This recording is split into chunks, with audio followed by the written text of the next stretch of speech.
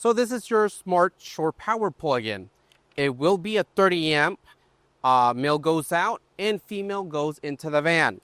Now, if you don't have a 30 amp on your house or business, what you can do, you can get one of a 30 amp short power plug that will plug into this, and you can plug right in here and have it charging. Now, this is how you connect the shore power cord to charge your house battery. Your smart charge should light up blue if it has power to it. Next, your silver cap, just flip it up and connect it. Once it's secured, it's weatherproof and it's ready to go. Now, I'll show you where you have to look for your charge. We'll come back here to the back of the van. You can go either in the side if it's safer for you and come back here into the bathroom.